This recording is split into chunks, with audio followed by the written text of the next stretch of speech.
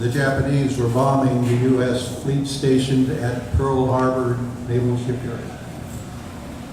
This Sunday morning attack commenced at 7:48 Hawaiian time, and there were two Japanese waves that lasted for 90 minutes, strafing the aircraft and the ships at Pearl Harbor. A total of 353 Japanese aircraft were in the air, launched from 6 different aircraft carriers stationed right off of the island of Oahu. Those 353 aircraft sunk 4 of the 8 United States battleships that were there, along with 3 cruisers, 3 destroyers, 1 anti-aircraft training ship, and a mine lander. In all, then 188 U.S. aircraft were also destroyed. Only 29 of the 353 Japanese aircraft that were strafing the Pearl Harbor were destroyed. In total, 2,403 Americans were killed and another 1,178 were wounded. This attack happened without a declaration of war by Japan and without any explicit warning. And the following day, on December 8th, was the day that the U.S. declared war on the Empire of Japan. Now, looking around the crowd, even though there are a few of us that might have been alive on this infamous day, there are probably very few of us that are old enough to remember anything, but we do have a guest this morning that does remember.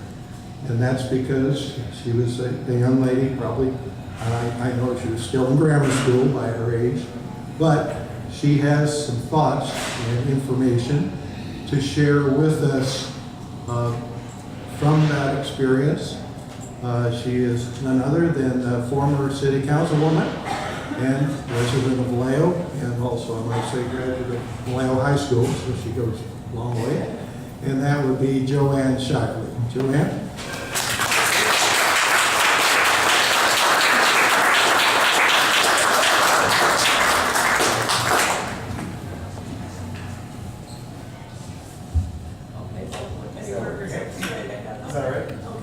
If you can't hear me back there, raise your hand, let me know. Thank you for coming today. It's an important day. Certainly was an important day in my life when I was 9 years old and this occurred. I need to set the stage a little bit for you because 77 years is a long time ago. And we have some people here who are going to be saying, why didn't they use cell phones? Why didn't they use the freeway? Well, there were no cell phones in 1941, and there was no TV. And we got our news over the radio, and we got our news visually once a week at the movie theater when you went to see a double feature, 2 shows playing at the same venue. And in between the double feature, there was a 20-minute movie tone news. And that brought you up to date visually with everything that had happened. At the time of the attack, this is how much of a surprise it was.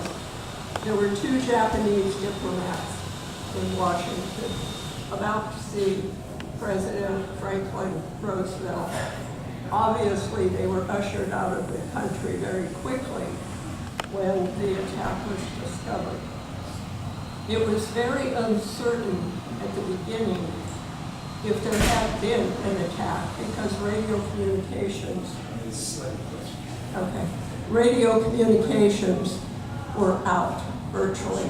There were a few ham radio operators who helped get the word through, but there was such shock and disbelief that no one really knew for a while that there had been an attack. Prior to that attack, no one thought a fleet could sail unknown for 4,000 miles across the Pacific and suddenly attack an American base. The only person who ever visualized that happening was a man by the name of Billy Mitchell, who was the brigadier general in charge of air operations in the First World War. And he predicted this. And the US military was not willing to accept his prediction at the time.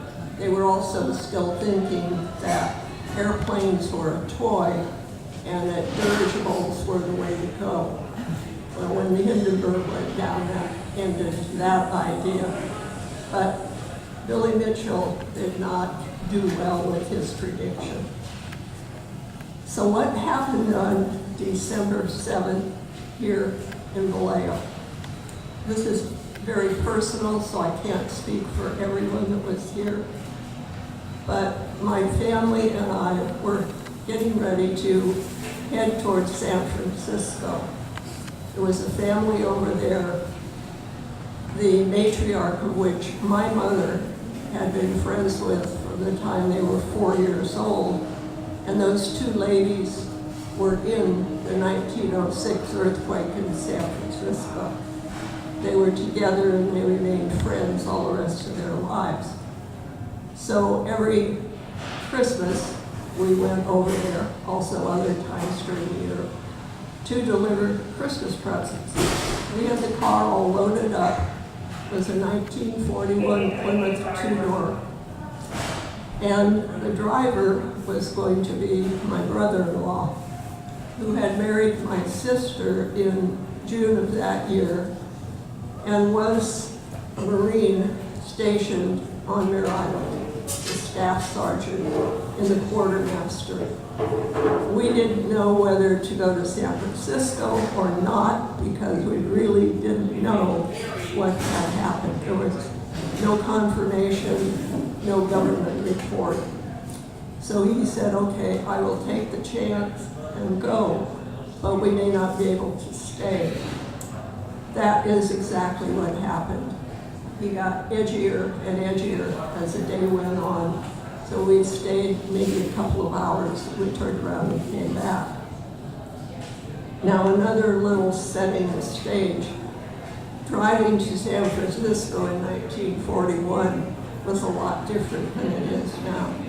There was no freeway. There was Highway 40, and there was one bridge over the Carquinez Strait, and it was 3 lanes. One lane going east, one going west, and one in the middle for passing. It's kind of hard to believe in today's highway construction. That bridge is the one that was torn down. So going to San Francisco was an adventure, to say the least. Highway 40 did not go through what became known as the Big Cut. As soon as you got off of the Carquinez Bridge on the west end, you made a sharp right turn and you started snaking around the bluffs and the cliffs on the other side. Anyone knows where the dead fish is? That's where Highway 40 used to go. So it took a while to get there. When we got there, everybody was asking everybody else questions because, again, nobody knew. Finally, as I said earlier, after about 2 hours, my brother-in-law said, I think I better get back to the base. There had been no announcement at that time that military personnel should return to their bases. So we came home, and again, Highway 40 was quite different, went through downtown San Francisco. On just the short time we were there, a couple of hours, by the time we left 29th Avenue and got to downtown San Francisco, there was a newsboy on every corner holding up a newspaper in at the fold of the newspaper. That's all you saw was the top. In letters probably this big, 3 letters, war. After that, again, because no one really knew what the intent of the Japanese was when they bombed Pearl Harbor, there was a lot of conjecture about would they continue, would they come to the West Coast, would they attack Mare Island. It was a prime target. So there were blackouts. There was a block warden who went through every block at night to make sure no lights were showing.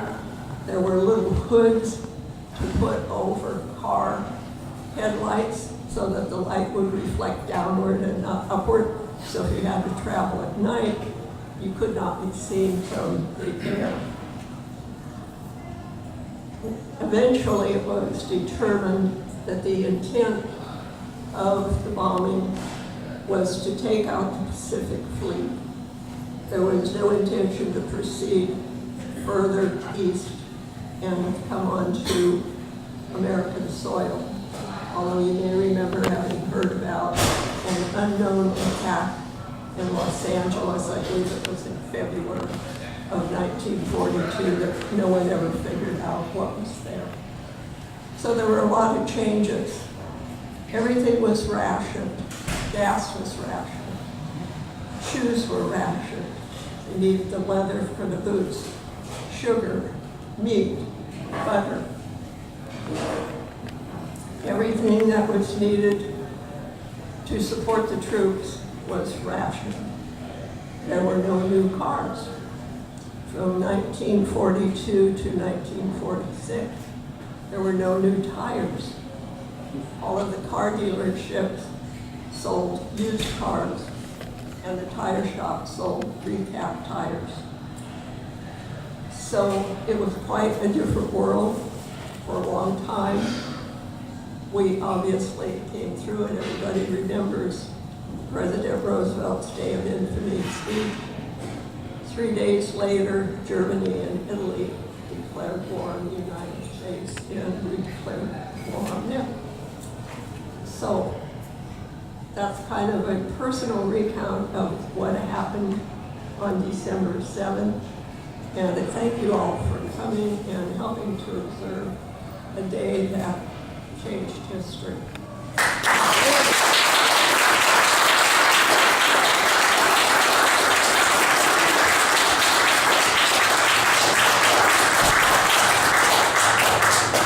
Thank you, Joanne. Just to get a feel for the audience, I always like to ask whenever there's something like this that has to do with Mare Island, how many people in this room, by a show of hands, either worked at, had a relative or an acquaintance that has worked at Mare Island in your life?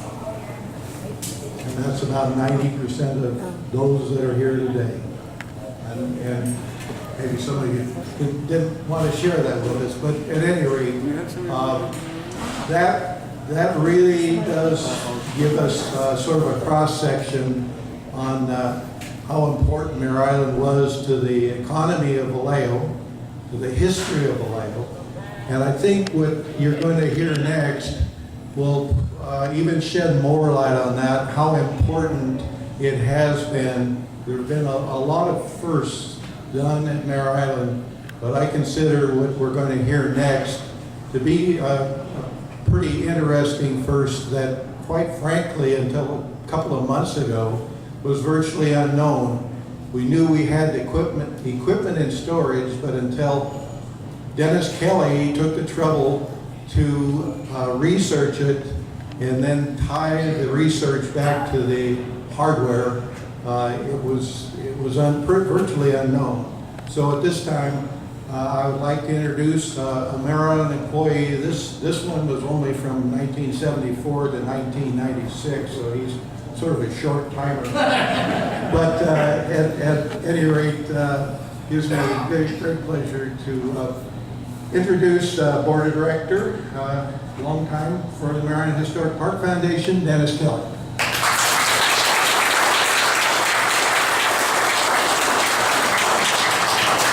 Well, thanks, Bruce, and really good. Does my heart good to see all you ex-Bear Islanders here. It's been a long time. So this display commemorates December 7th, 1941, and in particular, it commemorates the receipt of the message of the attack on the mainland. Anyways, at Mare Island, the radio message from Pearl Harbor that came in was received, and it was the first word that the mainland United States received of the attack. So what I would want you to do is to imagine that you are the head telegrapher. You're working in the administration building. It's Sunday, December 7th. Mare Island is shut down. The military knew that the world was a dangerous place at that time, like Joanne was discussing. But we really didn't believe that an attack could even happen at Pearl Harbor. We felt that if there was an attack, it would be somewhere out in the far Pacific. And the way these radio messages worked was every hour there would be a series of messages that would come in by Morse code. The telegrapher would write them down. He'd transmit them to whoever else on the mainland needed to get them. And he'd finish. His name was Van Dayton. And he figured he had an hour now to go eat lunch. And then the next series of messages would come in. But that's not what happened. As he was preparing to eat lunch, all of a sudden, here came another message. And he knew right away that something's up, because this just didn't happen. And it was the first message, and the message came in, and it said, "Air